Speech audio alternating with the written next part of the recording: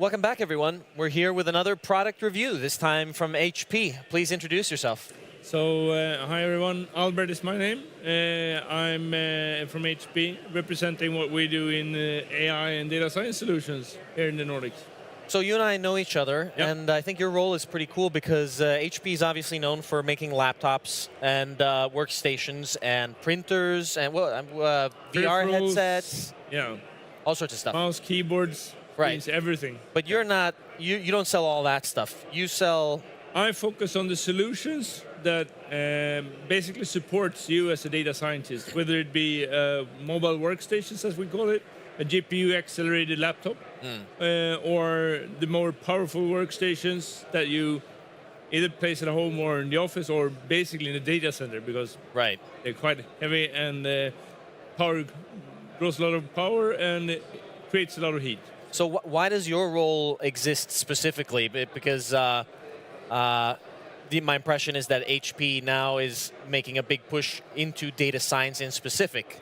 And so your role exists. Yeah, so the simple reason is actually that HP did the analysis that within a few years, what's going to draw the demand of high computer is going to be everything in advanced analytics, data science, and AI development. So that's why we today see the next generation workstations that we have today already are basically created with that in mind. Yeah, I mean, I've always been a fan of workstations, and I think in the past when people thought about high power workstations, that silicon graphics and stuff like that, it would be for the multimedia industry. Yeah. Maybe for like video editing, for simulations, Right. stuff like that. But now I guess data science is going to just eat all of that up and become much bigger in total for workstation. Yeah, and also when we see that the fact is that AI is now getting into all these different fields where you combine AI in the work of media entertainment. And, Right. Yeah, everything. So let's talk for a second then about these devices that are well suited for data science. Since I've been working with you, I have been privy to use a lot of these machines, including both the laptops and the workstations. So I'm just going to give some anecdotal experience from my own perspective. I have a machine that's quite similar to this one. It just has some spec bumps. It's quite cool. Let me just walk you through this laptop because, as a data scientist, the sad truth is you work at a company, a digital company, a well-funded company, so like a finance institution, a telco or something, and you're stuck with, the old ThinkPad from 2 years ago with an i5 that, takes a minute to open an Excel file. It's not inspiring. And we've had some panels here where we've been talking about the developer experience and how important it is for the developer to feel excited, motivated to work hard, able to open data, bring it with them, do experiments quickly, all that kind of like the developer experience is pivotal to the speed that we're expecting people to work with. And okay, so this is not just an expensive Mac, which means that you can sit at the cafe and browse your stuff real fast or run Visual Studio Code. This machine comes with an awesome GPU. You have the gaming GPU, so this is a 4080. I have the workstation GPU in my version of this laptop, the ADA 4000. Yesterday when I was on stage demoing, I was showing off some voice translation AI models that would convert 5-minute WAV files to... it made my voice into Ariana Grande. And it did so in a couple of seconds on the laptop. It didn't even break a sweat. This one has 20 cores and 64 gigs of memory. And the difference between this kind of a laptop and other laptops, in my experience, one of my favorite old laptops that I had at one point was a Razer. It just looked like a gaming machine, and I just liked the way it looked. But that summer, Doom Eternal came out, and I was playing it for hours, and it was just at full blast at 90 degrees. And, the battery swelled up, and it started to break, and the fan started to click after a while. That doesn't happen with this one. This thing is meant to take a beating. It has a gigantic fan on the underside, and it has liquid cooling, right? Yeah, even so. I mean, this thing is meant, that's the difference to me between a workstation. And the same thing goes for my home computer. If I run Cyberpunk on my home-built PC with a 4090, it'll do well, but it's going to start sweating after a couple of hours. Whereas the Z8 workstation is on full blast, pulling almost 3,000 watts, heating up my whole basement, but it's not missing a beat. No data loss, nothing. It can do that forever. So to me, that's a little bit the difference. And when it comes to work stuff, and you have to run something for a week or for hours or whatever, you just don't want to lose data. If Cyberpunk crashes, it's for sure annoying, but I'm not going to lose any money on that. Just some hairs, maybe. So that's really the big challenge we have that I encounter meeting customers and partners is that data scientists request a gaming PC with a GeForce card without understanding the difference and possibilities out there that you can get on a PC today. So there are real professional gear for data scientists to work with. Yeah. You know, there are cloud providers that pride themselves on providing bare metal, and they're like, you get 20% more performance. One thing that people have misunderstood a little bit is because a lot of organizations want their data scientists to, the reason they give the ThinkPad is in part because they're lazy, but also in part because they say, well, you shouldn't even do development on your local machine. You should do it in the cloud, right? But there's a first of all, reserving an instance in Azure with 4 H100s is expensive, like really expensive. But secondly, it's not as fast as it should be. The H100 on Azure is fast and reliable and predictable, sure, but it is slower than the equivalent cards on your local machine. And that stuff is noticeable. So back to the developer experience, me being able to load data on my local machine, run it quickly without having to ask for some resources, move data over to that resource, set up a new dev environment on that resource, and all that kind of stuff, it does make a difference in my productivity. But I want to hear one thing from you because, you know, HP is pushing now into data science, and it's not just hardware anymore, is it? No. So the whole idea is that we actually encountered our own challenges for our own data scientists. So we actually started looking at what can we do for them and also to make our solutions, our workstations more interesting and more valuable for data scientists. So with that, we started implementing, of course, that you can get it with Linux, so Ubuntu, but also a big part of our customers are large enterprise where the IT department demand a Windows machine. So now we offer it with the option of having Windows with Ubuntu, thanks to Microsoft Windows subsystem Linux. Right. And on top of that, we added a data science stack, and now we have what's called a data science stack manager that basically controls version control and updates and ensure everything, your environment keeps working, and that's all free of charge. Right. I mean, that package manager is pretty convenient because before I even get started with some of my customers, they just have a hard time getting the various CUDA libraries to work together with different packages they have installed, and so having a package manager that sorts that out is pretty nice. What are we looking at here? What is this? So next step for us is that we, a few months ago, announced that we will release a data science platform. So this is called the Said by HP AI Studio. So basically, where we sort of get everything together under one roof. So where we let you collaborate, create teams, manage team access and data access, but also get everything centralized with the tool and data, everything at one place, basically. So this is just an early version, and I hope to have the newest version updated within hours, hopefully. And that will also include the NVIDIA and GTC libraries. Right.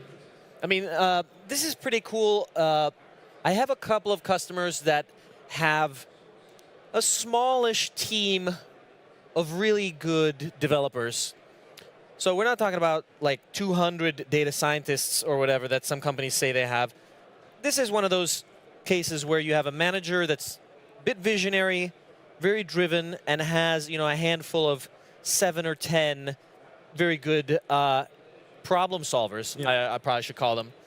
And they need a system to sort of share these resources. For that, I think this is super neat. And you were saying before, you know, this machine comes with Windows, but Windows subsystem for Linux, especially the second one, I'm not sure if everybody's super familiar with it. You can run CUDA stuff in Linux on Windows as if you're using Ubuntu proper. The only thing that doesn't work is if you're writing low-level Vulkan code because you're developing a video game. And then that's probably not the right way to do it anyway.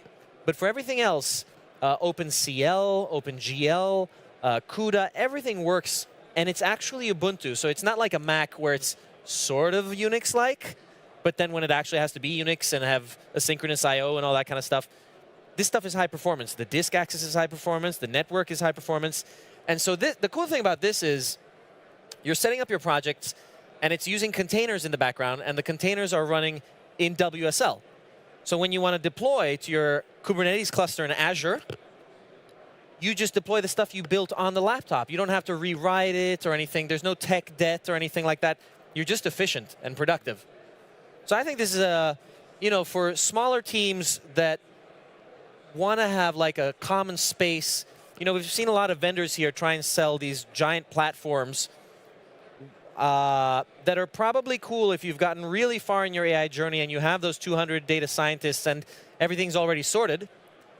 But for those that are trying to get those Gen AI projects off the ground, and to be honest, if you think you're behind, you're not really far behind. Nobody's gotten quite as far as they like to talk about on stage. So for those kinds of groups and projects, I think this is a pretty neat way of getting the small team sort of collected around projects and hardware resources and that kind of stuff. So and this is important to understand. This is actually an early version, so it's a beta program, and we're now getting customers on board. So you just got access a few days ago. Yes. And the idea here is that we want to engage with more and more customers to be part of that early access program and give us feedback, constructive ideas on how to take this further. Right. And so we hope to launch this for sale later this year, somewhere in autumn. And so until then, we hope to see as many people as possible to sign up. Basically get in touch with me or on our website, and we put them on the list, basically. Right. So you are the go-to person in the Nordics and maybe in Europe and everywhere. You're everywhere so now. I'm part of a big team spread out around the globe, so I can also funnel you to the right person, wherever that might be. Right. Well, look, take my word for it. I've, like I said, Albert and I have worked on some stuff together. There have been some customers where with the help of some HP hardware, they've been able to short-circuit the amount of time it would have required to get started with some projects by, if not 6 months, like up to a year. They would have had to wait a year to get okay, so like if they've done it in the cloud, like some of my customers, we're talking about months of changing their network settings, setting up things in the AKS clusters, setting up the dev environments. And for people that have on-prem resources, ordering something for the rack that is, provisioned with some kind of operating system that's this and that, it just takes like 6 months to a year. And being able to, first of all, either work on a laptop, and I don't think a lot of people think that you can actually do AI development on a laptop, but you totally can. I do it. But also if you want to do some heavier stuff, like if you want to run a Mixtral 7, the Mixture of Experts model, you need a quad GPU machine. And a lot of developers haven't actually experienced what it's like to have that machine right in front of you and work and how fast it is. So, Albert is the guy that has all these kinds of things and can make sure that you get the right kind of machines for your AI workload. So. Maybe, do you have the Figma version on there? Is it open? I don't know. On the Explorer? Yeah, you can check. Because we could show this instead. So here's a Figma version. Basically, to show how it will look.